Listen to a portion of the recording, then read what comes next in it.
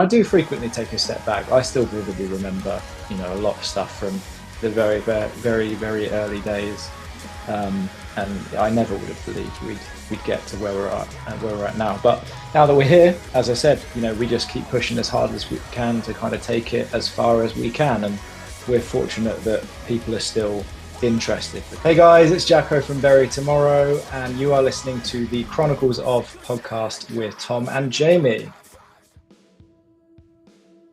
Hello world, Wednesday 13 here. Hey, this is Tom Stain. Hello everybody, I'm Ronnie Ledrew. Yes, my friends, my name's John Mahon. What's going on, everybody? It's Tom. And it's Jamie. Welcome to the Chronicles of Podcast. Ladies and gentlemen, nays and nems, this week we have a very special guest. This week's guest is joining us for a second time after originally joining us all the way back in 2021. This week's guest is a powerhouse drummer behind the best metalcore band gracing the planet today. Here to talk all about their upcoming 8th studio album, Will You Haunt Me With the Same Patience, released on the 16th of May. From the band whose live show no doubt makes him ask the question, what if I burn? Put your hands together and don't let go as we welcome the drum monster himself, Adam Jackson, for the Chronicles of Bury Tomorrow 2.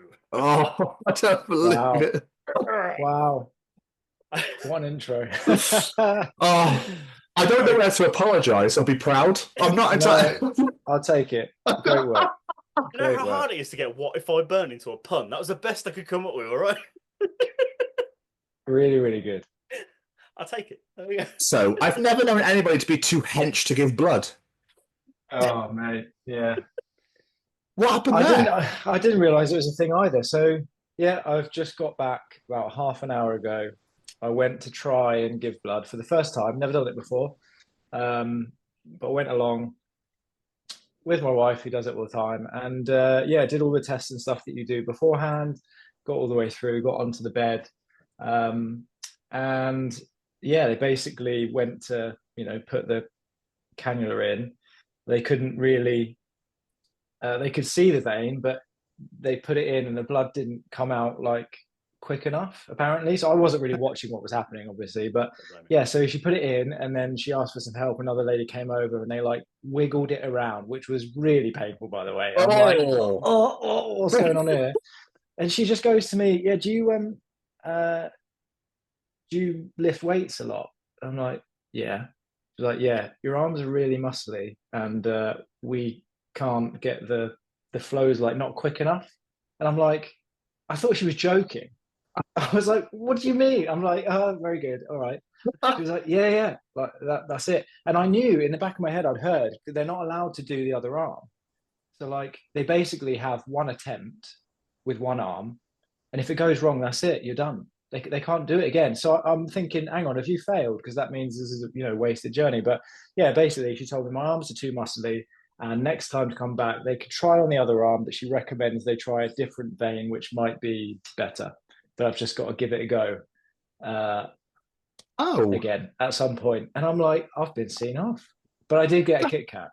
So, Yeah. Wasted journey then. Absolutely not, no. I go for the snacks. But yeah, my arm is now in bits, I'll be honest. It's so sore already. So good job I don't need to play drums for a month or so. Yeah, I was going to say. Like that, I've never heard that though. I've never heard it's one attempt and then game over. Yeah, so they won't do the other arm. They'll put it in and they can have a little wiggle, in the same place. Yeah. Obviously they don't like to do that too much, but yeah, it's like not as easy as, oh, okay, we'll just try the other arm. We'll go for a completely different vein. It's their policy. So okay. Yeah, and I just thought you go give blood. I didn't think there was any. You don't end up giving blood. I just thought it happens. But apparently it's possible if you go all the way there. Went through the iron test. So they, prick your finger, which is also quite painful, by the way. Iron was fine. Go through all of the stuff, do all the questionnaires, get on the bed. And I've ended up not having my blood taken. My arm's in bits. I've had a Kit Kat. And now I'm on a podcast. So here we go. What a Monday.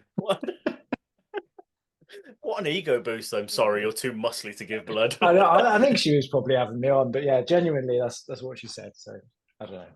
But I have genuinely been going to the gym a lot, so I will take it. If I hadn't been going, I'd be like, you're having me on. But I have been going. So. That's fucking incredible. Oh.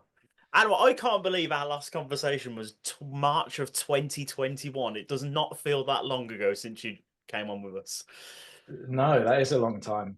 Incredible. I can't really remember exactly what I said either. So, Neither can we. I know we talked about an Honourable Rain music video at the Hill. I remember that bit. Yeah. I think what album just come out?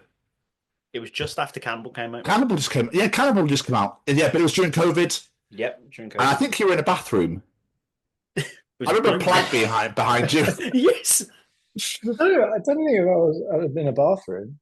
It probably wasn't. It gave the feel, but it was the vibe of it, I assume. But I don't think it actually was. Definitely there was a plant behind me, but it was not a bathroom. No. I wasn't on the toilet while doing it. Not for 2 hours. I thought. I do remember that much. Yeah. Because obviously, when we were talking to you before, you were renovating a house and you were doing all sorts of stuff. But as we mentioned before that, you've now moved on to another house. That project's long gone, done. Yeah, that project's finished and gone, and I've been in a new house for about a year or so, which has far less work than needs doing to it. But yeah, been a bit busy few years, but I think I'm done with houses for a little bit. So yeah, I can't say I blame you. I mean, you've toured the world since you released The Seventh Son back in 2023. Yeah. Which we discussed. We did it for another company we interviewed for you back then as well. We spoke to you in a car. Yeah. You've been to Japan, Australia, America, Canada, Brazil, like of all fucking places to go to. Like you don't stop. You've left Natal and now joined Tama. Yeah. Like, dude, is it one of those moments where every time you wake up you have to like sort of pinch yourself that this is life and this is real? No, absolutely, mate. Yeah, I think when we spoke last time, obviously we'd achieved great things, and I probably said then, like, we've achieved everything and more that I ever set out to do. So whatever happens from now is kind of it's all just a bonus. But yeah, obviously in the 2-3 years since we spoke, it's just kept going, and it is pretty mind blowing, to be fair. The level we've got to now is while still, don't get me wrong, there's a long way that we would love to be able to go with it. And I believe that, the ceiling for our music is, there's still some growth in there for us. But yeah, just the stuff we're doing now, the things we kind of talk about, the things we have to consider. It is weird. And I do frequently take a step back. I still vividly remember, a lot of stuff from the very, very, very, very early days. And I never would have believed we'd get to where we're at now. But now that we're here, as I said, we just keep pushing as hard as we can to kind of take it as far as we can. And we're fortunate that people are still interested, because it's so unusual for a band like ours to have been going for so long and still, experiencing growth. It's pretty unheard of for there to not really have been a drop off. And I spoke about it last time in the podcast with you guys about we've never really dropped off. Every album has just been taking a step up. Yeah. And we made some big changes, and we weren't really sure between Cannibal and Seventh Son whether we would still take that step, and we did. We're incredibly proud of it. And then we're moving into the next record after that now, and everything's still just shaping up really nicely. So it's been an absolutely insane ride, and like you mentioned the Tama thing, I'm glad you did, because that's really cool for me personally. First proper drum kit I ever got when we started BT was a Tama Star Classic Performer that I bought from a local drum shop. I remember it like it was yesterday. And so to now be one of their artists and all of the stuff that comes with that, like, as I said, vividly, like, remember when I was purchasing their kits and playing their stuff because I wanted to, because I looked up to the drummers that were playing them and all that. So it was a really it was a full circle moment for me when I became one of their artists. So it's very cool. I mean, you mentioned obviously the transition, obviously Jason leaving just after COVID, and then Tom and Ed coming in, and obviously everybody. We spoke to Jessie from Dream State about a month ago, and obviously she joined Dream State. People were like, "Oh my god, new singer! What the fuck are they doing? What's going to happen here?" Yeah, keyboard warriors, that sort of thing. But the transition, it's weird. Like Seventh Son exploded. It's all wonderful. It's still like so BT, but it's gone in a completely different direction. I can't quite explain it. Like, it's still authentically yourselves. Do you know what I mean? It's like they just enhanced and you're just growing. You haven't even hit your prime yet, and you're almost in 8 albums. Well, we're trying. Yeah. Why is I asked this last time? I'd ask this again because I love asking this question. Why is it that anything you release, every single track, it's just fucking gold? Why is that? You can't release a bad record at all. Bad nothing. It's all superb.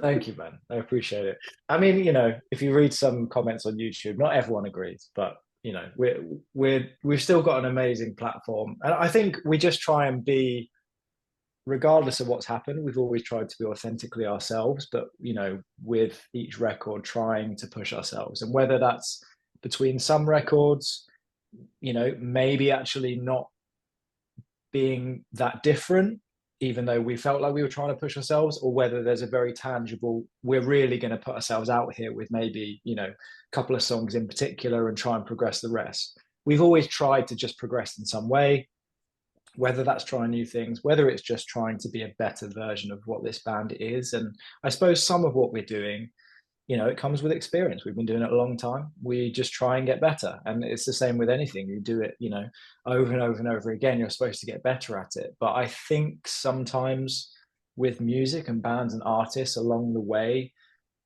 what they like changes, what they are able to put effort into changes. And so I think for some bands, you do find that maybe that's why they start to tail off or they move in different directions. But we've always been very focused what we wanted to do. And even with the lineup change, we were still focused on what we wanted to do.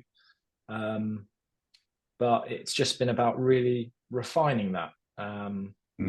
And, Seventh Son was kind of the first step where we were still finding our feet with Tom and Ed. They were still finding their feet as to how they fitted into the songwriting process. But we knew, as soon as we recorded that, and as soon as we started working with them, that, that was only really scratching the surface of what we could potentially do. And we were already, making plans for what the next one would look like very soon after finishing in the studio with that. So, I'm not surprised that we have gone on to create more songs that ultimately we're really proud of. And what we've experienced before is if we're really proud of something, then generally there's plenty of other people that think it's really good as well. And that's just what we focus on. The quality control when we write songs is really high. We have certain standards, like everybody has to be really into it. So we try and just make sure that we don't let those standards slip. Write every song like it's going to be a single. Try and not have albums that are like, the singles are great, but the rest of it's filler. I've listened to records where I felt that myself, and I always find it really interesting when bands have singles that are so clearly have had more effort put into them than others. As I said, we try and write a record that's full of singles. Every single song, could be released more or less. And it tends to come out okay. And ultimately, we're really proud of the stuff that we're releasing now. And we've been really humbled by the response it's got, because as you know, until, we release something into the world, you never really know what people are going to think. No. But the response has been really cool, and obviously that's just so rewarding for us after putting in so much effort. It was a stressful record to write and record, actually, probably the most stressful just because of our schedule. We were doing it all through last year, from about sort of April time to September, but we were doing it between touring commitments. So we were like in and out of the studio, which we've never done before. We've always done it like, here's a block of time, we'll go into the studio and record a record. We would normally have it written before. But with this one, we actually, the first 2 songs that we recorded for the album were Villain and Let Go. We did that in one session in November 23. Wow. And then obviously Villain came out sort of June time last year. Yeah. The first thing that anyone heard. And then, so we've had Let Go ever since, like that studio session. Although Let Go did go back and forward quite a lot. we redid the chorus and let go from that first studio session. I think we just couldn't quite get it to sit where we wanted it with everybody, and that's where I talk about this like really high quality threshold. We had the song. I did think it was really, really good, but what used to be the chorus is now like the kind of outro melodic section. Oh, okay. You know, like it dropped into that like big outro, but that was the chorus, I believe. What is the chorus now didn't exist initially in the recording, and Tom, being the champion that he is, redid it when we were just like not sure about it, so it got redone. But yeah, so we did those in the first thing, and then we went back into the studio from April 24, started pre-production for a week, and then we were kind of in and out through the coming months in between touring. You know, we went to America, we did a festival run in June, we did all of the stuff we were doing, and we fully wrapped up the record like September. So it was a mad process. We just felt like we were going a bit mental. We were worried we were going to lose touch with where we were, because we were just so in and out doing bits, as opposed to be really like in it with one studio session over like 4 or 5 weeks. But actually, once we got out of that environment, took a step back, and we're kind of like, well, you know, we've done it now. That's it. That's all we can do. Had a break from it. I think we're all, you know, we're ultimately really proud of how it's come out, and I think actually it is a cohesive body of work. But yeah, it was not without its stresses to make, actually. In a really weird way, isn't it kind of nice to have come away from it for a bit when you went off on tour, to then look at it again with fresh eyes when you came back and went, actually, I'm not really happy with how this worked here or how it worked here? For sure. Yeah, and I think that's another thing that's really crucial about our band now that we just never used to have. We have this in the demo stage where Tom's got a studio set up, Dan's got a little studio set up at home. We can track vocals on top of demos and manipulate things and do a lot of work before we go into the studio. So we've all got an idea of kind of where we're sat when we go in, which is really important. Historically, we just kind of had musical demos before we went to the studio. We never really knew what was going to happen vocally. Dan would have a really good idea, but from on the melodic side, we just wouldn't. So that really helps, but also making the record like we did and going in and out of the studio and having the flexibility with Carl Bown, who produced it. We were able to do things like, we've gone in, we've recorded a full song, here's a let go, sounds sick, sit on it for a little bit, and actually, can we make it better? And having the flexibility to go in, which you don't get if you just go into a studio. We've got 4 weeks, we've got to record a record, you've got no time to go back. Yeah. We had that flexibility in our schedule because we started writing so early, got in the studio so early, we still had enough time. We had to deliver a record for, you know, September time for it to be out when we wanted it to be out. But between that time, we could manipulate things a little bit more. And Carl was really flexible with us as far as, like, you know, if one of the guys wanted to come back in and do something different guitar wise or, you know, vocally, we had the flex to do so. And that's key, because I think, you know, a lot of bands would say if they'd have just, you know, maybe sat back on some stuff for a bit, they might have changed some stuff. So having the flexibility to do that was important, but you've also got to have a cutoff, because with music, you're never done. You can keep changing it, you know, forever if you want to. You've got to have that point where you're like, okay, that's it now. What will be will be. So yeah, long process, but as I said, really, really proud of what we've created, and to start now getting that feedback from the people that really matter, the fans of the music, for the singles we put out so far has been really rewarding, and it just makes us, you know, really excited for everyone to hear the rest of it. Cannot wait. Good. I really cannot wait. Awesome. It's made you saying like how like moving on from like Cannibal onwards and the new lineup of all these like changes and growth and stuff like that. Is having Tom and Ed join the band sort of like that? I don't want to say like fresh bit of that extra push, that sort of new BT sort of feel, but is that part of it? It's like this is the next chapter. What are we going to do? Yeah, absolutely. Yeah, we said that kind of at the time when Tom and Ed jumped in, like it was, you know, it was an injection of energy that we all needed to give it another go. You know, by the time they joined, we'd been a band for a long time. So that energy was naturally kind of, waning a little bit, and circumstances within the band meant it was, an all-time low, to be quite honest. So we needed something to change. And so they gave us that initial push and just opened up new doors as to what we could maybe try, what we had the energy to try. Obviously with Tom coming in, it was always going to be different vocally, but he just brought so much to the table from a songwriting perspective as well, a soundscape perspective, the electronics, the building of everything, not just about the bits that he was singing.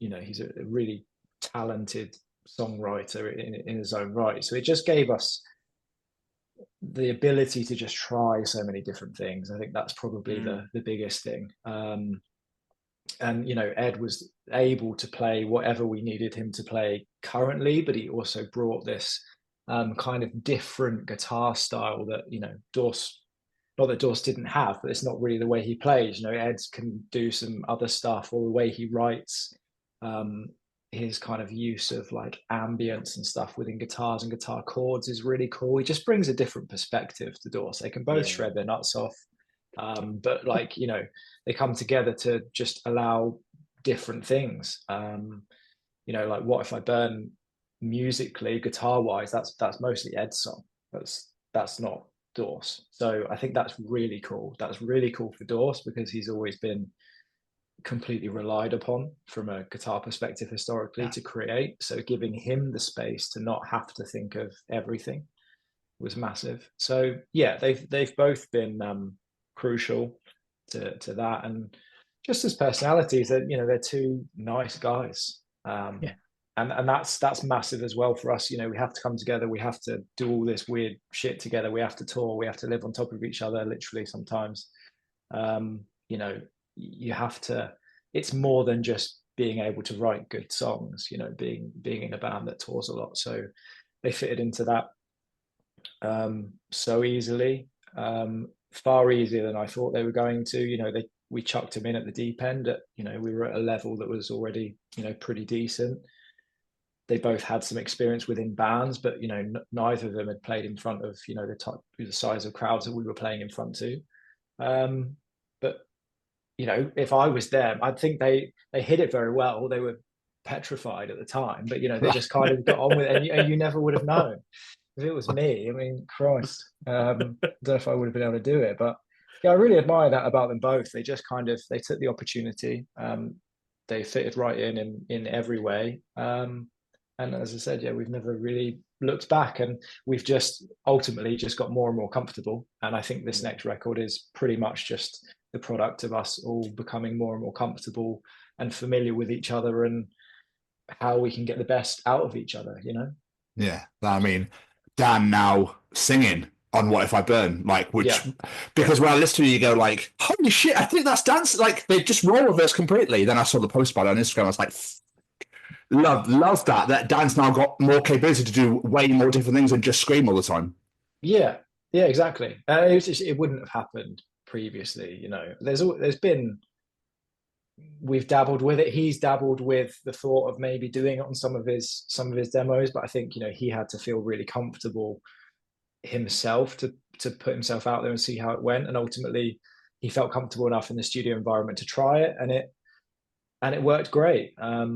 And having Tom, where actually he can scream himself, and us never really showing that side of it as well. It was like the perfect opportunity to just switch. And like seeing people kind of pick up on that and listen to it, and like the reaction videos were like, wait, who's that? I'm confused. And they kind of clock with the video and stuff. It's been good. But yeah, like just both of them being able to push themselves, and Tom feeling more comfortable, I think, as well, to express himself in different ways. And yeah, Dan the same, and it's gone really well. So I imagine we'll be doing more of it in future. There's definitely, there's some more stuff to come on the record for sure.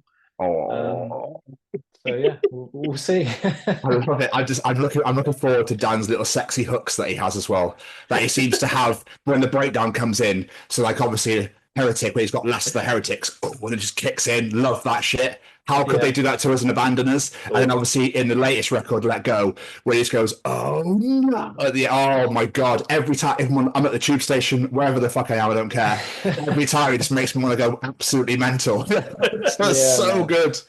Yeah, no, there's plenty of stuff like that. Just trying to, like, we talk about kind of shock moments vocally quite a bit. We have done since Seventh Son, just trying to have those moments where somebody could just be listening to the track as if it's like in the background and just do something vocally that makes me go, wait, what was that? He's just really good at coming up with those sorts of things, whether it's a particular tone or whether it's a rhythm, high, low. He's got a massive range. So yeah, just trying stuff and seeing what sticks in the studio. But there's loads of those sorts of moments for you on the record. Oh, stop teasing me, Adam. Stop teasing me. I'm here to sell it. What can I say? No, I know. Obviously, we were saying before, like, Dan and Tom trying new things, like you tried new things with the band, but what about yourself? Have you tried new things? Have you like tried new things drumming? I have a little bit, to be fair. So the recording process for me, it was actually really comfortable. I had a lot of fun, worked really well with Carl. So 3 drum sessions, I guess, for the record. So the first one, we did the 2 tracks, Villanark and Let Go. And then we recorded drums over 2 other sessions last year. So we did, the way we've been doing for the last couple of records, is drums are done right towards the end. So we let everything kind of go down and get cemented from, guitars and vocals. And then the drums go down on top of that. So we make sure that, because historically we would do the drums first, and traditionally that's kind of where you would put the drums. But there's more and more records now where you basically program stuff out, and as things change in the studio, you allow yourself the flexibility to change because you haven't got drums that are recorded already. So you can do whatever you want, like musically, guitar wise, you can change riffs, you can do whatever you want. The drums can just be mapped out in a different way, and then I can come in and put down what needs to go down once we know this is how the song goes.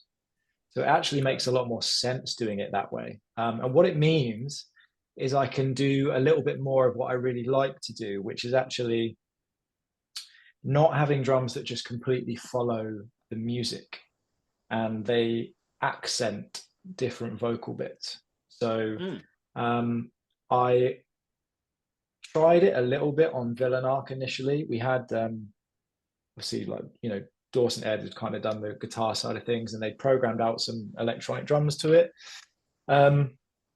But as soon as I heard the vocal demos for it, so what Dan was doing particularly, I wanted to match some of my kick patterns to the rhythm that he was doing vocally. And we did it in the studio, and everyone really liked how it kind of came out. It's sort of just picking out different bits. So as I said, it's not just focusing on what the guitars are doing, which is what we would maybe do traditionally.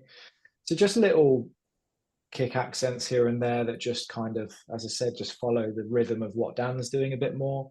And it went really well, and a few people picked up on it actually, and kind of the feedback we were getting on the song. So I did a lot more of that in the studio, so similar to What If I Burn. So if you think of the slow kind of stripped back verses with Dan, you'll notice that the drum pattern, a lot of what I'm playing is just like accenting what he's saying at the same time. So like the kick and his vocals are like synced up together. It just lends itself to kind of cool moments that we might not have got previously. If I'd have gone into the studio, for example, and just tracked drums to that kind of very ambient, spacey guitar verse without really knowing what the vocals were doing, I would never have done that, if that makes sense. That those drums only exist because I knew what that vocal pattern was going to be. So I was able to kind of pick out moments to accent it.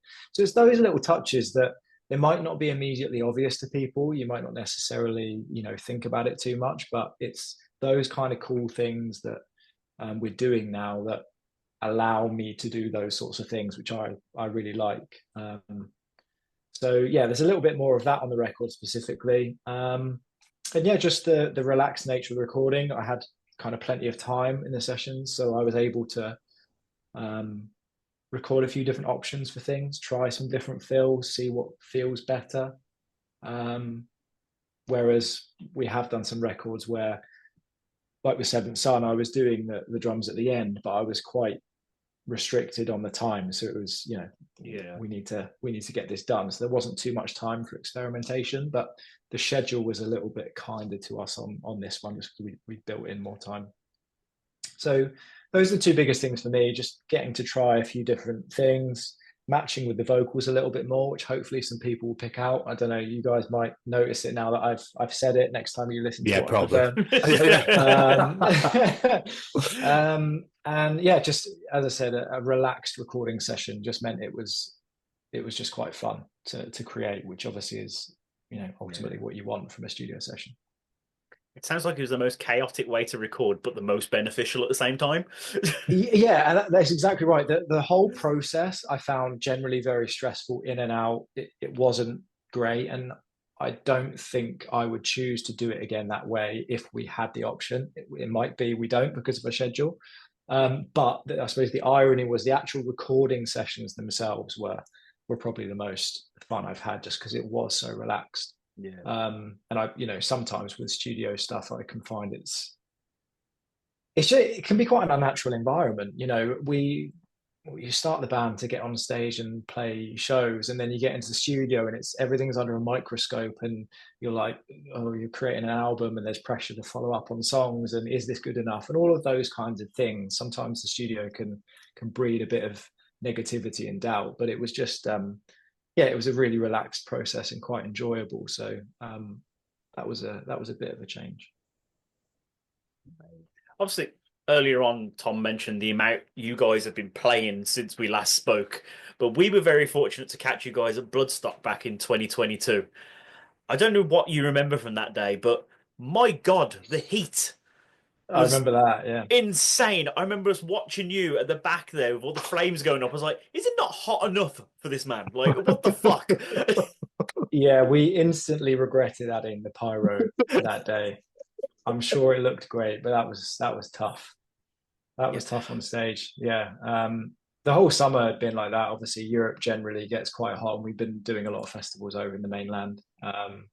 So yeah, we just, by the end of it, I think Bloodstock was right at the end. Is it August? August, yeah.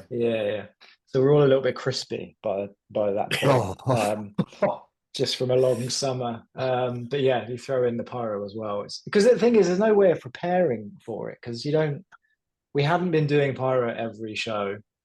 I think that was the only one that we did it at, actually. And obviously you don't, get like a sound check at festivals. We hadn't stepped foot on stage. We just walked on, we're playing, and then suddenly pyro goes off, and you're like, oh my God, okay, let's deal with that. I think Adam was there. Where's he gone?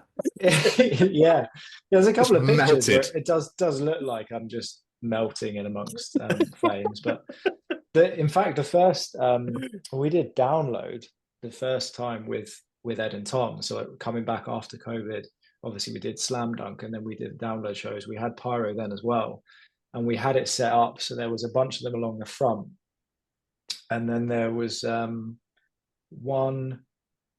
It was along the back as well. So myself and Tom were raised up at the back, and we had pyro like either side of us, and they set it up a bit too close to Tom, and he also strayed a bit too far across. So like it went off and it singed like his side. Yeah, he said he could smell like, his hair had just been singed.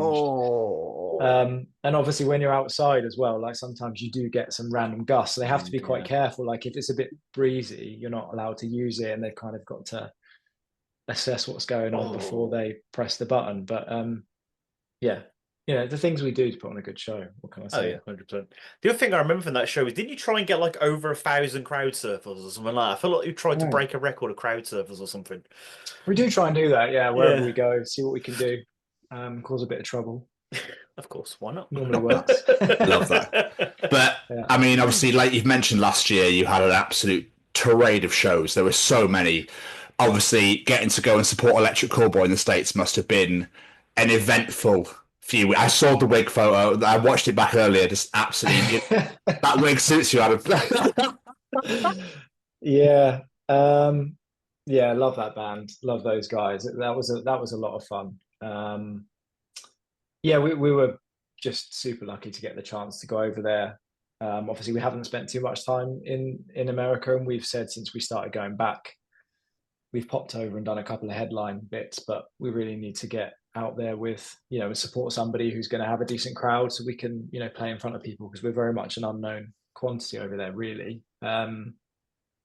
So yeah, to get the chance to go out with any band that's kind of pulling the numbers they are, I mean, that, it's not the size they are in Europe, but it's still really, really respectable numbers, thousands of people. I mean, we played an ice hockey arena in somewhere in Canada, which was just unbelievable, like 6,000 people.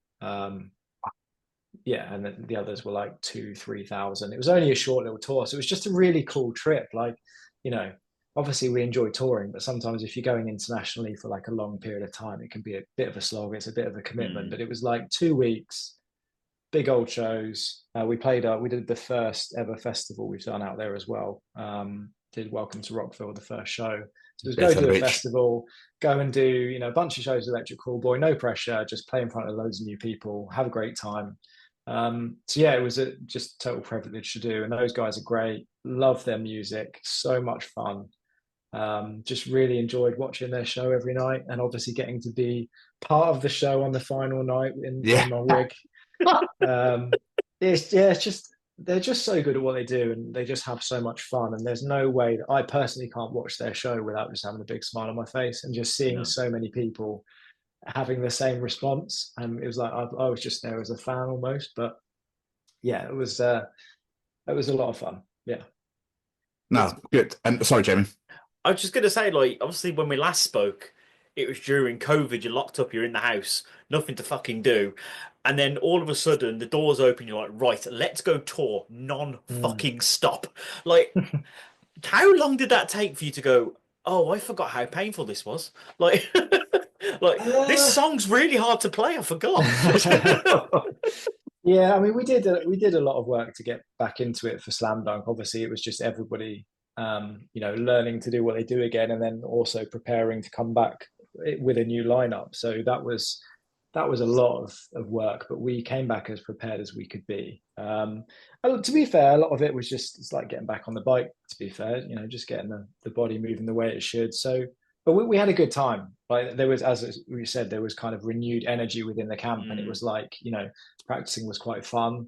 We hadn't got to do a lot of it, obviously, for a period of time. So as much as it was daunting to come back, it was fun to prepare. And then, yeah, as soon as we came back, we just hit it really hard. We kind of were like, well, everyone's having a good time. Let's try and do what we normally do. Obviously, in UK and Europe, we've always toured as much as we can. It's not a huge place, so there's only so much stuff that you can do. But the biggest thing for us was, let's see what opportunities we get internationally and look to take them. So one of the first big trips we did was obviously getting back to America. We just decided to go for it. We hadn't been in so long, so our support options were limited at the time. So we started working with a great new agent, and he was just like, well, let's just book a headline tour and see what happens. There's plenty of people over here who would like to see you, so let's just do it. So we did. We all, got the whole crew together, got our visas, which obviously is a bit of a faff in itself. I got ourselves over there, and we just had an amazing time. And then, yeah, as part of that, we did Brazil. You mentioned before, we went out there and we did a festival in Brazil before we flew to LA to start that tour. And as I said, it was just about kind of, seeing if we could get the opportunities, and then just saying yes to try and take this to another level, not only with the music that we're writing, but actually being like, kind of a worldwide touring band, as opposed to just doing the European circuit, which is essentially all we've done for years and years. And I think that has ultimately helped as well. I like to think we're writing, still writing great songs or better songs or whatever else, but the perception of the band is far better if you're touring to that level internationally. And that's a step that we've taken by incorporating more American stuff. We've been back to Australia twice. So yeah, it all just comes together to, people take you more seriously, don't they? They see your name around more, all of that stuff, just on a worldwide scale, as opposed to, as I said, in Europe. How was Australia? Yeah, amazing. Australia is a wicked place. I don't know if you guys have ever been. Always wanted to, never been. Yeah. I would recommend it. Yeah, it's really cool place. Great place to tour. Obviously, it is massive. We'd done it many years ago, and we did it very weirdly. We went on a huge regional run for like 6 weeks, which again I probably mentioned on the last podcast, which to be honest was a massive slog for us. It was, the band was still not young, but I don't know what record we were on. It was one of the earlier ones, and we went out there with Prom Queen and Ghost Inside. And on paper, it was great, but like it was going to everywhere. We played some really random places and some pretty rough shows, to be fair. It was a long time to be that far away from home, and the band was in a completely different place. In every way. So yeah, we hadn't been back in a long time. But normally when you tour Australia, it's really quite short. It's like a week, 10 days. You do the major cities, 4 or 5 shows. Obviously, it's a long way to go, so you've got to try and adjust either side. But yeah, it was just nice to go back and kind of do it that way, really. So you're not away for too long, but the shows are amazing. We did the headline run, everything sold out. We upgraded some venues as well. It's just bonkers, and that was off the back of Seventh Son. And then no sooner were we there, we got an offer to support Make Them Suffer, obviously the following year, but what was just last August. And so we already had that in the bag as well. So it's a really cool place, great shows. Obviously, our kind of metalcore stuff does really well over there. But yeah, it's a very, very cool place in general. So getting to see, some of the sites they've got out there and the beaches that are just, mate, that's just the beach, no big deal. But it's like this paradise. The best beach we've got is Blackpool. Like, come on. Exactly. Yeah. So just really one of those places when you tour it, you're like, this is ridiculous. Really grateful to get the opportunity to go to places like that. So hopefully I'm sure we will. We'll go back on the new album, but depends what opportunities we get. Well, sorry, Jim. I was going to say, something that's just literally just popped in my head, and I can't believe I've never actually asked any band we've had on this show this before. Do you guys have any like pre-show rituals? Something you do to like get yourself in the mode, ready to get on stage and do what you do? Everyone kind of has their own little bits. So we'll normally have some music on. We'll start to ramp that up a little bit. Obviously, everyone gets changed into show clothes. Some people do that earlier than others. I don't like to get changed too early, so I'll start to warm up. I'll just have a practice pad, in a seat, and I'll set up wherever I can, depending on how big the space is. So I'll start warming up probably 45 minutes before we go on stage. Just start tapping away. Music will start to ramp up a bit. I'll probably have a Red Bull. Dav enjoys one of those as well. Ed will have a beer. And then, it's kind of individual stuff. Obviously, vocal warm-ups will start to happen. So the guys will take themselves off there. Like Dorse, for example, likes to get to stage really early. So he'll get to the side of stage, put his ears in, and he'll be warming up, just playing guitar, back through his ears to just kind of get in the zone a little bit. Dan always comes to stage like right towards the end. Dav likes to get side stage quite early as well. But then past that, kind of myself, Ed, Tom, and Dan go down like when we actually need to. Our tour manager will normally just come and grab us. So it's kind of like everyone's got their own like routine, and you do find everyone sticks to like the times, even if it's like kind of unspoken, if that makes sense. And then before we go on stage, we'll always do like a hands in, thing where someone will take the lead on just deciding what the chant's going to be.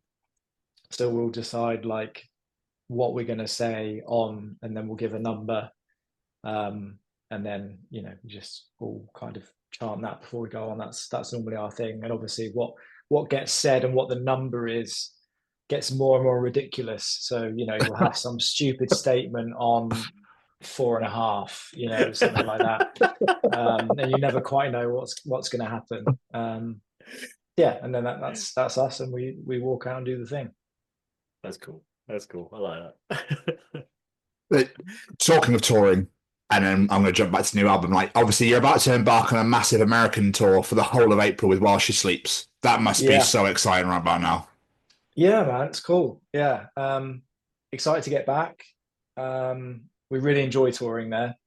Since we've started going back again, it's somewhere that we do really like. Again, just getting to see so much of the country, it's really cool.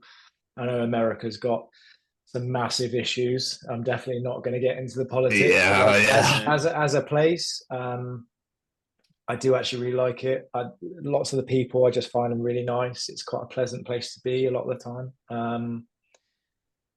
As I said, I know there's lots of really bad bits about it, but yeah, we've really enjoyed our time there. So we're excited to get back. We're excited to be going back on a co-headline run with Sleeps, because that's just really cool. They've done a lot of stuff over there, and it feels like a really cool British package. It's quite unusual to be able to do that. Obviously bringing along Vended as well, which is super cool. So yeah, excited. It's a long one. We've been back to America, but we've not done that length of touring in a bit. It's unusual for us to do a month even in Europe. So again, it was just about us like, look, if we're going to go back, let's just do it. The place is so damn big. You have to commit to it. Otherwise you're not really getting to enough places. So we decided to go all out. But yeah, really looking forward to it. But I've got to remember how to actually play drums again before I go, because we've had a lot of time off. Must have been nice though, to have that time, like with that schedule you had last year. Exactly that. We were really, really relentless between the record, like writing it, recording it, and touring. Like it was a lot, where even if you're not necessarily in the studio or playing shows, that we were in writing mode. Like the mental, you're thinking about it, like it never goes away. You're constantly thinking about the new record, what you're doing, what you're not doing, as well as all the other stuff you've got going on in your life. So it was a lot. So yeah, being able to just have some really clear time off, probably as much as we've had outside of COVID, to be honest. Like, even if we're not touring heavily, like you've got a show here, you've got a show there, you're going there. Do you know what I mean? You've got things that are on the horizon, but like being off basically from the beginning of December through to, when we leave, beginning of April, end of March, like, really clear time off, know where we have to be. Lots of stuff going on behind the scenes for the new record, but like that has been really good for our kind of mental space as well. So we're definitely raring to go, which is a good place to be when you're going out on tour. Yeah. I mean, how excited are you for May 16th for the release? Yeah, I am. It always feels like such a lead up. I think that, lead ups now tend to get longer and longer. I kind of wish it was maybe a bit shorter, but feels like a long time to wait. But it's all for reasons, I guess. There's still going to be lots of music coming out between now and then, but you just get to that point, as I said, where especially where you've had a really positive reaction to stuff, you're just like, I want everyone to kind of hear it. But looking forward to having it out. Definitely, it's been a long time in the making, so it's always nice when it's out and we can just focus on touring it, which is our favorite bit, as opposed to all the other, or some of the other rubbish that we have to do. Well, you announced that today. You're touring the UK in October, starting in Torquay of all places. I was a bit like, what an interesting place to choose. I know, our agent sent that across, and I was like, okay, yeah, why not? It's nice to get to those sorts of places, because we don't normally go to them. They're not on the normal touring circuit. We're well aware, when we announce a tour, we're not going to please everybody. I think even if we, spent a month in the UK, we'd still have some people complaining about Of course where you we would. haven't gone to. Of course you would. Of course. But yeah, it's nice to kind of touch on those places. It was a focus of ours for this run. Having done the 3 UK shows that we did, we wanted to get to some slightly different places, as well as some of the ones that we've done before. So yeah, it's cool to go to different bits. We're looking forward to it. Yeah, there's lots of stuff that we haven't announced yet. We've had some interesting shuffles to our schedule, and we have had some plans change, but for the better. So that's good. It's it's going to be another really good busy year. I looked. Ed made up a thing for like 2024 of all the shows that we played. He made this poster for himself. I think he's got us each one, which is very sweet of him. But I can never remember how many shows we've played. But it listed all the shows we played in 2024, and I counted them up. And I've counted how many we're playing this year. We're playing more this year than we played last year. So I think that goes to show how many shows we haven't yet announced as well, which is cool. So yeah, the time off we're having now is going to be needed. I think so. We're going to be very busy, but that's good. It's album's out. We're going to get out and about promoting it. And yeah, we're still cementing obviously a bunch of plans, but there's a lot of stuff that's confirmed already that people will have the chance to see us close by, I think. Oh wow! I love that you do the intimate venues. I love that you still, no matter how many records you've released, how many shows you do, tours you do, etc., you still do the small, tiny venues and the intimate shows. And that's one thing I absolutely love about you guys. Yeah, we've got some for the album release, haven't we? In May, yeah. We're doing some really small ones, and then we're doing 2 really small ones in Germany as well, which is cool because we didn't do that on Seventh Son. We did some release shows in the UK. We didn't do anything in Germany. Or Europe, but obviously Germany is a really big market for us, so it was a bit of a shame for us to not be able to go out and do the same thing for those guys because they also love the small club shows. So yeah, it's going to be good. It's always a little bit weird going to some of the rooms we play now, being able to bring in like bigger production stuff, which is we really like having that spectacle for our show, and then coming into some of these rooms, you're like, I'm not sure 6 people fit on that stage to start with. like I'm not sure my drum kit fits on that stage. What are we doing here? Don't know. But people seem to really enjoy that stuff. So, and they're always really fun for us to play. Yeah, I do enjoy the smaller stuff. Just pressure's off. Just have a good time. Yeah. So I saw for the album release shows, you're playing a show in HMV in town in Birmingham, where I live. And I was like, literally, how the fuck are they playing in HMV? Yeah, it's funny because we didn't know what to expect. We did that for Seventh Son, and we were, because we've done HMVs before. There was one in London. I don't know if it still exists, the Oxford Street one, where there's like a separate live room upstairs. You've got the big store, and then you went upstairs, and it was almost like a mini venue. So it was like, that's cool. It's an HMV, but it's separate room. And then we got booked to do, a similar thing in Birmingham for the Seventh Son release. And it was, live performance and signing HMV. We were like, okay, literally turned up on the day, vans rock up, and we're like, right. So it's not a separate room. No. It's just a stage in the store, and people will be stood around the CDs and vinyls while you play. But while the store's open, for other people who are just coming in looking to pick up their vinyl of a non-metal band. So we were like, right. But it was hilarious. It was good fun. Dan walked off and bought our record while we were playing, brilliant. Which was brilliant. And so, yeah, we're going back and doing that on this for this release. So, yeah, at least we know what to expect now. But yeah, it's ridiculous. But there we are. The things we do. It's a great idea, though. It's something unique and a bit different for you guys, and the fans get like up close and personal, and the meet and greet and that sort of stuff as well. So it's such a brilliant idea. Yeah, it's funny because people, we could see as soon as we started, we were like, so do we treat this like a normal show? Because it kind of feels like we maybe shouldn't be, are we supposed to like rock out, or are we, just casual?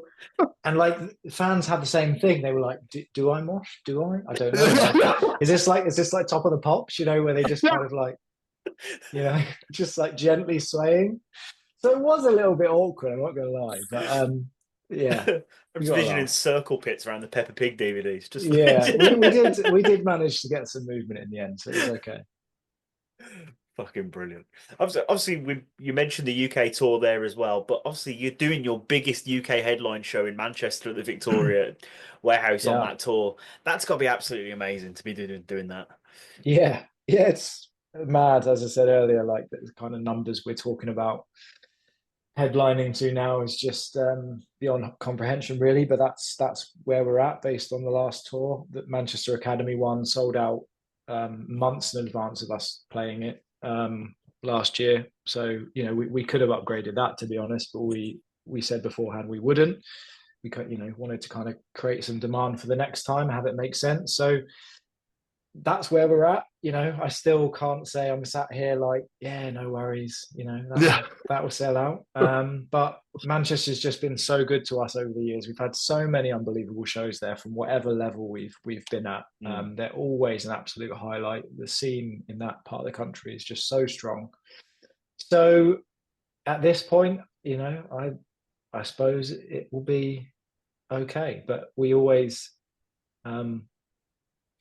doubt ourselves, but I think in a way that just makes us not be complacent.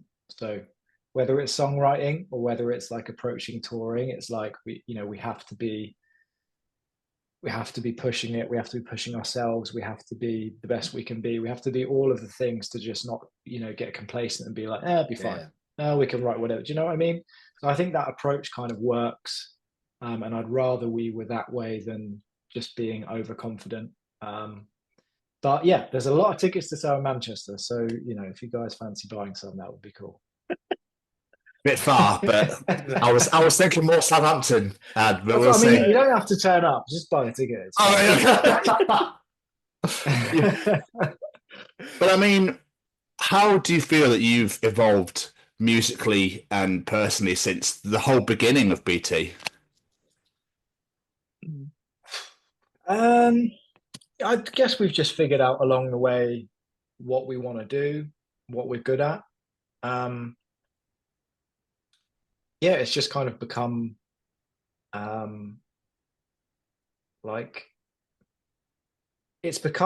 BT is like, we don't even have to really speak about it when we come to write songs. Like we are what we are, if that makes sense. You kind of mentioned it earlier, where it just retains this like DNA, I guess. Yes. Doesn't matter what we do, how far we try to push it, or how far we try and not push it. There'll always be something about it that's just like, that's unmistakably us. Or I like to think so anyway. And I think a lot of our fans that have been listening for many years, like yourselves, would agree. There's just something there that you can tell it's us, which is really important, because I've always said to the guys, like, no matter what we're doing, like, we need to not lose sight of what we are. And that's worked really well for us to kind of make sure that, with every album as we maybe progress, there's enough there that people, they come along for the ride from the previous records, and we try and, get more people in as we go. But yeah, we've just evolved into what we are, that, there's a focus on writing the best songs we can. It doesn't really matter whether that's a really heavy song, really melodic song. We know there's probably going to be a fundamental mix of both those elements. Doesn't necessarily have to be anymore that it's a mix of the vocal styles. It could be that the melodies just found within some of the music. With Villanark, that's a very heavy song. There's barely any singing on it. We wouldn't have probably dabbled with that too much in the past. But there's still like a melody there. There'll always be an undercurrent of some melody. Or there might be some songs where actually it's very melodic vocally. And as we said before, you've now got, Dan, that's okay. Because before it was like, well, if we do too much melodic stuff, what's he doing? Yeah. So you have to make sure that makes sense, especially if you're going to play a song live. So him now joining with that stuff just gives us more options. There's no restrictions now as to what maybe could be a single, because as I said, it doesn't really matter. We can do whatever we want to do. I think there's just Yeah, I don't know, man. We just do what we do. We don't have like a big meeting before we write a record. Like, right, this is what we're doing.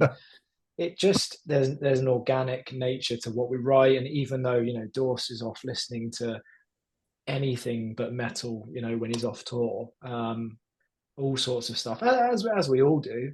When we then come to write together, like it still sounds like BT. It's just what we do. And touching back on like Ed coming in, Ed being able to not have that years of this is what BT do and just coming in, but also having an understanding of what it needs, without it sounding like jarring. Yeah. Especially where, as I said, you've got songs where like Ed's written that, Dorsa's written that. You put them together and it still works because they both know enough of what they're doing for it to be a cohesive body of work. So I don't know. I guess we're all right at what we do. We know what we're doing, I think, whether we like to admit it or not. And yeah, hopefully people like it. I suppose that's the main thing. But we've been doing this a long time, so at this point, it's just like, we have a knack of whatever this is. Absolutely. I think that's one thing I take away from this as well is, it's your 8th record. You're not complacent. You still want to keep progressing and changing. The passion is still clearly there for it. It's fucking amazing to see, because you can guarantee there's probably a lot of bands that hit out there. They hit that 8th record and go, oh, I just do what we do and hopefully people like it. Yeah. Whereas you guys are like, no, we want to keep progressing. We want to keep better and better and better for our fans. And I think that's fucking amazing. I really do. It's incredible. And you're achieving it because the new songs are incredible and I can't wait for the new album. Thank you. I appreciate that. Yeah, it's I'm proud of us for doing it. Like it's hard, but we've all managed to land in a place where we've all got that mentality to do it. And maybe it has been helped by having, a freshening up of the lineup a few years ago and some renewed energy coming in. But and it's also, when you're being successful or still on that upwards trajectory, I think for us it's easy to feed off of that. But I don't think that everybody has found that easy, because I think too many people then do get complacent. And sometimes that's okay, because you have records in your back catalogue that are so big that it doesn't really matter what you produce now. Everyone just wants to hear that stuff anyway. Yeah. And that's okay. We have songs that we made with Jason that are still massive and we still play them. We still respect that. But I think for us, it's, there is this determination to, still produce music that is better than anything we've done before. And regardless of whether we achieve that or whether everyone agrees, like the effort to do that is there. And I get the sense that a lot of people can sense that from our music. It doesn't sound like we're just phoning it in, and they'd still probably come see us live because I just want to hear Choke, or I want to hear Black Flame. I don't really care. There's still something for them in the new songs as well. So I'm really proud of us for that, because really in this space, 8 records in, we shouldn't really still be a thing at the level we're at. Normally if you're 8 albums in, you're some massive like Iron Maiden or something, do you know what I mean? It just doesn't really happen anymore that you've still got the energy at this level to keep going, because we're not at a level where we're enormous. We're not all absolutely minted. Like, we still have to really push and really try and really slog. But yeah, I don't know, there's just this like determination to keep pushing to see where we can get to, because if we've got to where we're at, I don't know, maybe sky is the limit. But hard to explain, because I think it is unusual to have a collective of people who all kind of have that mentality. Like, it'd be easy for me, if there's just one person doing it, it's just not going to work. You have to have everyone that's got that focus and doing whatever they need to do to make it work. I'm probably making it sound slightly easier than it is, because it is difficult to still have like the energy to do it again, but there is just an underlying stubborn determination, I think, at the moment. It's passion as well. It's yeah, but it's just like it's our life's work at this point. you know, Definitely. for basically all of us. So there's, you know, it'd be very difficult to let go of it, even if it wasn't doing so well. We have always said that we would like to think that we would bow out gracefully if that did ever start to do a thing, and we wouldn't want to do that thing that some bands do. And this is no shade on them, because fair play, if you still want to, ultimately you don't care how many people you're playing in front of, you just still want to play shows. But if our band started to massively drop off, you know, we've always discussed that we wouldn't keep just like flogging a dead horse. We let it be. But yeah, you know, so long as people still give a shit, we're like, okay, let's keep going. And yeah, at the moment it won't die, so here we are. I wanted to die. Let's keep going. no, indeed. But I mean, absolutely. You mentioned Maiden and stuff before, but it's like the world was a very different place back then. Technology has evolved so much since then. Like, it's a whole different beast now. I have no idea what it's like to be in the music industry. I have no clue. I'm not going to sit here and pretend that I know what I'm talking about. But I think that with social media now and that sort of thing, and that's people looking at the numbers all the time, it's all about numbers and followers and this and the other. It's, you know, whereas back then it was just, are you good? Awesome. Play a record. If people like it, fantastic. Yeah, and they all probably bought it, and you made a lot of money. Yeah. It's very different. We've kind of not known it any different, really, because to be honest, we did get into it, although it was a long time ago. It was still at the point where people weren't buying albums anymore, so it's not like we've come from an era where we did. But yeah, it is all about numbers. There's kind of a relentlessness to it where you don't feel like you can take a year off. You know, you can't really. People consume music in such a different way now, whether they realize it or not. Like, if you're not present with, you know, a record or touring or doing something, unless you are really big, you generally can't afford to kind of take your foot off the gas, because people just forget. Or certainly, you know, I can speak from experience, you're concerned people will forget. So, you know, we could take a year off and it might be fine. I don't know. We've never done it. I would love to, but we've never done it. But it seems like it would be a really bad idea. You know, it seems like that would just kill everything. I think that's a big change now. Bands feel like they just have to either be all or nothing. You know, an album every 2 years, which is what we've been doing essentially for the past, I don't know, 10 at least.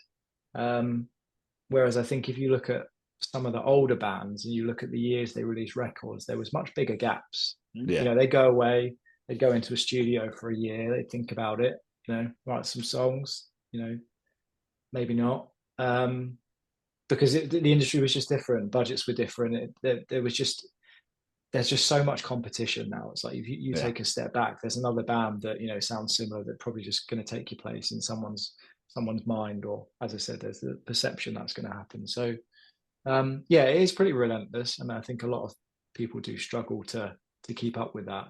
You get to a point in your life where, you know, we're not kids anymore, we've got responsibilities and everything, so the dynamic of that does change. But yeah, still going. The one thing that Maiden has that you don't is a mascot. Money. Maybe you need maybe you need like Eddie, your own version of Eddie, and then straight to the moon. That's all you need. Just need a mascot. There you go. Yeah, maybe. Yeah, we were talking about the other day. We were looking at the Trivium production on that Bullet tour they're doing at the moment. Yeah. You know, they've got the Ascendancy like dude that kind of blows up. I don't know if you guys went to one of the shows, but no, I've seen the photos. Like an inflatable thing. We were saying maybe we need to get ourselves one of those. Giant inflatable. Yeah, we're not metal enough for that, let's be honest. Just a big Seventh Son hexagrammy thing that you have, just have that out. That'd be amazing. Just don't set it on fire. That would be sweet. That was also something we tried to do different with this. Like, we've experimented with, you know, the album title is longer. It's not like a snappy something. It's the artwork doesn't come with like a symbol that we can then use for you know, merch or whatever it might be. And, you know, Seventh Son was amazing for that. Just put the star and everything. Fantastic. We wanted to do things that we hadn't done before, not just musically, but like creatively with the visuals as well. And that's not necessarily making our lives easier, because we're now like, okay, so what do we do for merch? You know, before it was obvious, like, just put that in different places. But, just those kinds of things. It's been cool with this album to just mess around a little bit and, be a bit more creative in lots of different ways. I love it. Where did the name come from for it? So it's from lyrics. Okay. So the album title is in lyrics in one of the songs. Okay. I don't know, because I didn't come up with it. I don't know. I want to say that was in lyrics and it was suggested as part of that. I don't think it existed and then was put into lyrics. Okay. But yeah, it's a lyric that Tom sings on one of the songs that hasn't yet come out. But yeah, it was just something that was put forward. We liked the idea of having it a bit longer. And yeah, we decided to just settle on that. No, fair. I mean, I know obviously you're a little restricted on what you can say, obviously, with it not being out yet and things in the pipeline, that sort of thing. So yeah, but it's kind of open to interpretation as well. Like, what you sort of take from the title. It's, it's always difficult with these things that you realize it when you get into interviews about it, because it just opens up a whole can of worms.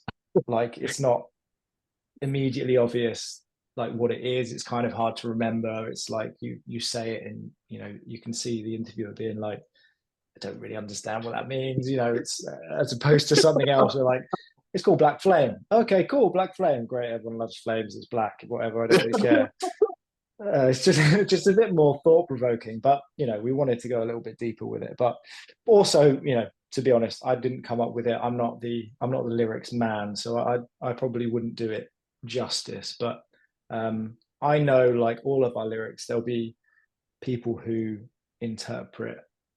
will get different things from what the title means to them, and I always think that's really cool as well. I personally really just like the patience element of it. And I always kind of just zone in on that for me, around just patience being just a really important thing in my journey, the band's journey. And that's the part that I kind of take from it. I'm in the process of doing my new custom drumsticks for this record. So I've had a great friend of mine, a tattooist, who's drawn up some custom script for me. And I was trying to think about like what I put on the sticks, and I've always gone with like, band logo and then a symbol. The Black Flame was on there. I had the star for Seventh Son. I wanted to do something a bit different. So I've had him draw up some script for me that's just got like a BT, but it's I've just got the word patience, which is just going to be written on the sticks, like next to my name. I just really like that. I just think, patience is a virtue and all that, but for me, I know that I'm going to look at that every night and just be able to kind of like reflect on it a bit. And I know that sounds really wafty, but no, it doesn't at all. It doesn't. I think that's cool as fuck. You just sold a load of signed drumsticks, actually. You reminded me. I think I've seen that recently. Yeah. Which is fucking amazing, and they sold out. Again, I doubted myself. It was like, I don't really think anyone's actually going to want these. But basically, I've been getting so many messages. Every time I posted a picture of them, I've had them for the whole Seventh Son cycle, and they're not normally available to buy. Everyone always says, "Oh, I'd love a pair of those, love a pair of those." But obviously, there's a big difference between sending me a message that says that and actually purchasing them. So I was like, oh, whatever. But yeah, like Vic Firth were really keen to have them like being sold and stuff. So I decided to just get 100 pairs made before I have these new ones built for the new cycle. And I thought I'd put them online, and they just all went out in a few minutes. But I gave everyone the option. I was like, look, if you want me to hand sign them, because obviously they come with a printed signature and my name, very cool. And I was like, if you want me to hand sign them as well, that's fine. Let me know in the order form. Of course, everyone that orders requests the hand signature. And so I've got to do like 200 signatures on drumsticks, which I don't think you've ever tried to sign a drumstick, but they're not the easiest things to sign. I can imagine. So yeah, it's taken me a little while to work through them. But again, that was just really humbling, because that's like that's like a me thing. Do you know what I mean? It's not like that's my drumsticks, and obviously I'm part of this collective as a band, and it's not an individual thing for me. But it was kind of just weird to have people wanting my drumsticks. So yeah, another cool thing to add to the list of really cool things. It's why your band is so loved. And everything, all of it, because you're so unapologetically yourselves. No matter how big, like I said to you earlier, how big you're getting, how many albums you release, you'll still play those intimate shows. You'll still sell stuff and hand sign 200 fucking pairs of drumsticks. You know what I mean? Like, you'll still do the things for the fans. You know, regardless, you could be touring arenas, and I imagine you'll still do these sorts of things as well, because you stay true to the people that got you there, and that's why I fucking love you guys so much. Thank you, man. Yeah, we do try. Yeah, I don't know. I just can't. None of us can shake the kind of feeling that that's something that we should do and that we want to do. Like, we've never, as you said, doesn't matter what size we've got to. There's never been a part of me where I'm like, I don't want to do that anymore. I find it really gratifying to kind of meet people on that level who like our band. Like, and maybe that's what gives us a bit more fuel to do it, because maybe we're more in touch with what our music means to people. I don't know. But though some of the moments that you share with people, you know, one-to-one around the music that our band's created and how we might have helped them or whatever it might be, like, that's really special. That's not something a lot of people get, and we do hold on to that, and it does provide us with a lot of energy to go again, I suppose. So it's hugely important in our journey. It's getting much harder to do that stuff, I'll be honest, just like logistically, which again is mad to say, but like we did the pop-up show in London, for example, because we know from experience, last time we headlined Roundhouse, we went out after we played to try and do our usual thing. And it was chaos, and we were blocking fire exits, and the security got really funny. So it was actually a bit awkward. We hadn't set anything up because that's just not what we do. And so the rooms that we're playing now, you know, in front of sometimes thousands of people, like, you know, we're not exactly One Direction, but also it becomes a bit of a problem when we walk out. Everyone just stops and they don't leave, and that does cause some security concerns, which obviously we don't want to do. So it's getting harder to do it. So we're trying to think of other things we can do, like the pop-up stores that we've never done before. And a lot of bands would do it as just, you know, a way to navigate the merch cuts, which is absolutely fair enough because they're awful in venues. But we've said if we do a pop-up store, we want to make sure that we are there at least for a period of time. You know, probably can't do the entire day, but we'll make sure that we go. And maybe that won't be super planned when it is. Maybe it won't be super advertised, but we will make an effort to show up and spend some time there to meet whoever is there that's interested. And that for us is kind of adding value to those events that otherwise can feel maybe a little bit soulless. But yeah, the whole thing is really important to us. So we're definitely trying to keep doing it. But it is getting harder to do from a security perspective. So yeah, we're trying to come up with ways that we can then safely do it in a different way. But it's not something we'll ever just be like not interested in doing that at all anymore. It's important for us. That's amazing. I love that, because like, as a fan, that means the absolute world. That this band I absolutely love has taken a bit of time out of their day to just come spend some time with us, say thank you. We can say thanks to them. That's amazing. And for us, we just feel the same. It's like we want to go say thank you for taking time out of your day to come and see us and supporting us. It's the exact same thing. So it feels like the natural thing to do to me, as opposed to be like, you know, almost just pretend that that's not what's going on, like as if anyone would be there for, you know, any other reason. But yeah, as I said, I personally get a lot of gratification from doing that and meeting people. And I think there's probably times when, you know, I've had bad shows, thought I, you know, maybe didn't play great or thought we didn't do great or whatever it might be. But, I know even if I'm not in a great mood, if I go to merch, I'll meet at least one person that's like, that show was amazing. Whether I agree or not, I'll be like, that's amazing. Thank you. I'm glad you liked it. And it'll make me feel better. So that's why we do it. That's amazing. So, Adam, a question I like to ask all musicians: if there's people listening to this today and for some unknown reason they've never heard BT, so they want to check them out, see what you do best, what's 2 or 3 songs you might recommend people to check out? Whether it's you're particularly proud of your drums on the song or just you're a big fan of that song, something to give a feel of what you guys do. What are 2 or 3 songs you might recommend? Well, I'm going to have to go pretty heavy on the new stuff, I think. Of course. So I would say Let Go. I think that's got a good mix of what makes BT BT, in my opinion. Yeah. I've always thought that was a good mix. Very melodic, but also plenty of heavy moments. Good fun.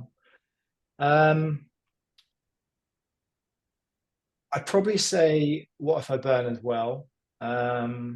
Just because that's a song I and we are really proud of. I think that's if I can say, a really good song. I don't think it's not like that's a great metal song. I just think it's a really good song. It's not a heavy song. And I think almost I wouldn't have ever thought we would write a What If I Burn. So I'm really proud of that song. And then for the other one, I'd probably, if we were going to go a little bit older, maybe Choke, I guess. Strong. Classic. Definitely one of our biggest. Really good fun to play live. I think that I know there's a lot of people that discovered our band through that song. So if I had to pick an older one, it would probably be that, or maybe Black Flame. Also really proud of that. Pretty solid choices. Very good. Yeah, very recommended. We got some all right songs, haven't we? I just always felt like Gods and Machines would be fun to play. I don't know why. Yeah. It's a shame with obviously what happened with the band in general, like post Cannibal. But I say a shame. We're in such a better place. It absolutely had to happen. So I think sometimes it's a little bit hard for us to kind of mentally to be like, we would love to play Cannibal songs, because I think there's just a negative connotation with that record and us and everything that we kind of went through around it. But there are obviously some really good songs on that record, and at the time when we recorded or finished recording Gods and Machines, that definitely was one of my favorites off the album. So yeah, it's a shame in some ways that we were never able to do a little bit more of that live. But as I said, it was for the best in the end. Absolutely. And we move forward, we look forward, we don't look back. Absolutely. So there are some anthems back there, but there's some anthems over here as well. That's it, man. Absolutely. Plenty of anthems, yeah. Mr. Stevens, do you have any more questions for our wonderful guest? I just want to say thank you so very, very much, massively from the bottom of my heart. Obviously, I know I'm a little fanboy at heart as well, but I've loved you guys since Portraits, which is still not on Spotify, by the way. Bastards. It's still out of my control. Can you? I know it. I know. But still, but that you take the time out to sit and chat to us, we appreciate it massively, and it's just an honor and a pleasure. And I can't wait to come and see you towards the end of this year. I cannot wait for the brand new album on May 16th. Make sure you all go and get it, buy it, purchase it, go to the intimate shows, go to everything.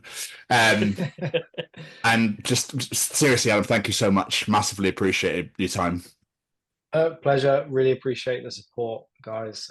It's really cool to be able to come back and have a chat a few years after. And you still like the band. I mean, that's great, isn't it? That's never going to change. But no, it's really cool. For the same reason I just said, getting the chance to meet people and talk about our music who really appreciate it is really rewarding for me. So thank you for giving me the chance. Not at all, man. But I'll come and bombard you again another 2-3 years to do the exact same thing all over again. It's going to happen, don't you? Yeah. Well, hopefully we're still going, man. Of course you will be. Of course. 10 or 11 by then. Oh God, don't make me feel old. And plugs, social medias, websites. Where can people find you and the band out there in the world?